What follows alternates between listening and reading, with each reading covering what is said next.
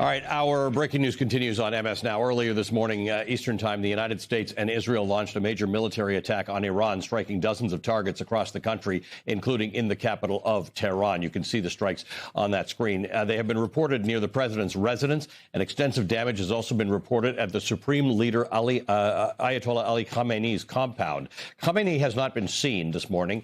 However, he's not been seen publicly for weeks. His current whereabouts are unknown. In an interview this morning with NBC News, the foreign minister of Iran said, as far as he understands, all senior leadership in Iran is alive. Iran has begun what it has called a, quote, crushing response against the U.S. and Israel. Iranian state media reports that retaliatory missile strikes have targeted multiple U.S. bases, military bases in the region. Iran has launched multiple major waves of missile and drone attacks at Israel, which the Israelis say have been shot down.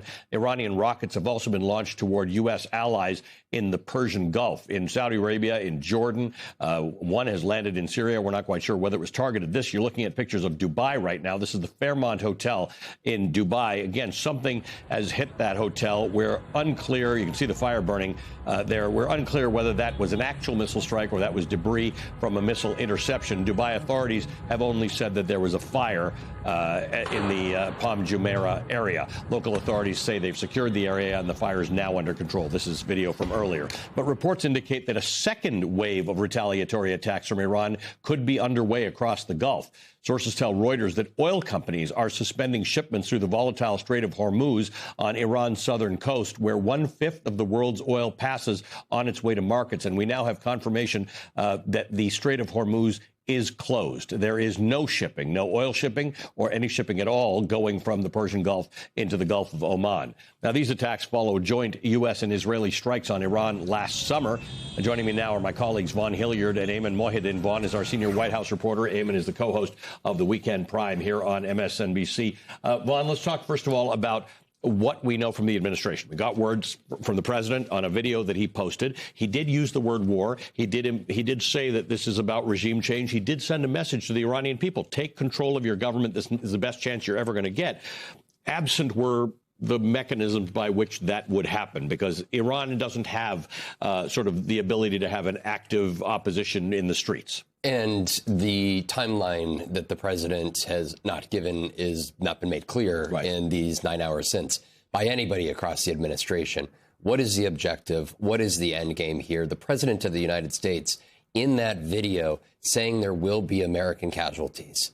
It is a stunning statement directly from the president of the United States at a time in which he has done very little. Let's be clear, very little to justify the use of this military action in the lives of the young men and women that are going to be on the ground to go forward with it here. He had that opportunity to do it at the State of the Union address on Tuesday night and spoke very little of Iran. He has said that the Iranian nuclear program was obliterated, yet despite conflicting messaging from Steve Witkoff suggesting that they are a week away from military-grade enriched uranium. This is a moment here where the president of the United States and his administration have largely been silent. We haven't heard from Pete Hegseth. We haven't heard from Marco Rubio. We did hear from Caroline Leavitt here this last hour say that the president did, in fact, talk to Bibi Netanyahu, that the two men had a conversation. Marco Rubio as well also placed phone calls, we know, at least to the congressional gang of 8 members. It is not clear whether all 8 of them received phone calls here. But in terms of moving forward with this and what the end game objective is and how long it's going to go on,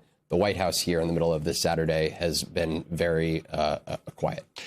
Joining us on the phone right now is Alex Bouquet, who's currently in Dubai. We were just showing you pictures of Dubai, which has seen a number of intersections, and our reporter there has said that they've seen interceptions in the air. You're looking at the Marriott Hotel in Dubai. Alex, what are you seeing? What's going on? What are you up to? Hi. We're just leaving the Dukes Hotel with a couple of friends on the Palm. We had a meeting, and basically we're waiting for the car from the valet. And as the car pulled up, we just heard this really loud noise, which felt really close to us. And sure enough, it's the Fairmont Palm, about 2 blocks down the street from us, probably 150 yards away, that basically got hit with a missile from the air. Super unexpected, because the Palm is basically right in the middle of where the tourists go in Dubai. So we got a little bit freaked out, got on the car, drove off, and you have to drive basically in front of the Fairmont to leave the Palm. And sure enough, the whole hotel was on fire. Really scary stuff, and we just left the area immediately.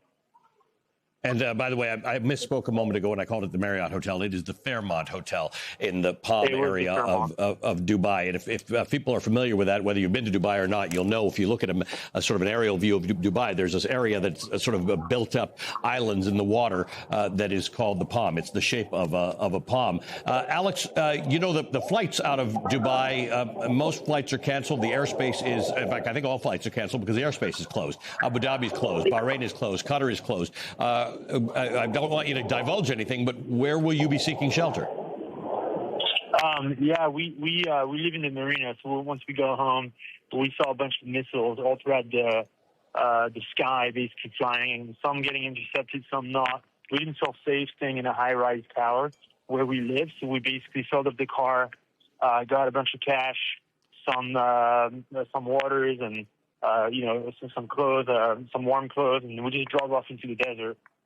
So we're going to seek shelter on the east side of the country, away from the crowds, undisclosed location where we got an Airbnb. Yep. And we've got our passports with us just in case something happens and we have to leave the country to Oman or another area of the country. But we basically got really, really quickly, and within 10 minutes, we're in the car on the road towards the desert.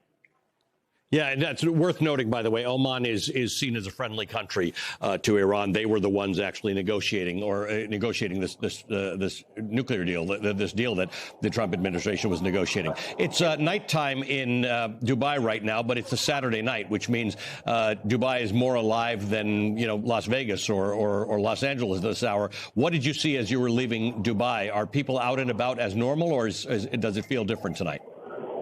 A lot of people are out and about as normal. I'm not seeing a lot of people panic. As a matter of fact, people seem to be pretty composed. But I think if the situation continues to escalate, I think people will start to move pretty quickly. We stopped by a mall on the way out in the desert. I'm waiting outside a shop right now, getting some sandwiches for my friends and I in the car, and every single shop is shutting down right now. So it's not supposed to shut down at 9 p.m. on a Saturday, to your point. So I think the reality is starting to hit locals that there might be more bombs and people should go home and seek shelter. So that's what I'm seeing. But again, I'm not witnessing any sort of crazy crowd movements or panic. I mean, I'm looking at people walking out of stores with, clothes that just bought, just shopping, normal. So far, things feel normal, besides obviously a bunch of missiles in the sky. What a sentence! Mostly normal, except for a bunch of missiles. The authorities in Dubai are absolutely not saying it's a missile. They're saying that there was a fire at a hotel in the Palm. We're looking at that fire right now. It's a hell of a fire. I believe they say that it's under control now. But did you saw what looked like missiles? You saw incoming things in the sky, and did you see any interceptions? I did not see the missile, but I heard it. And there is a video that was shared with me on WhatsApp from across the street with a missile. And basically the sound that this missile made when it landed was exactly what we heard. So unless the video was somehow AI or man-made, I think that was definitely a missile.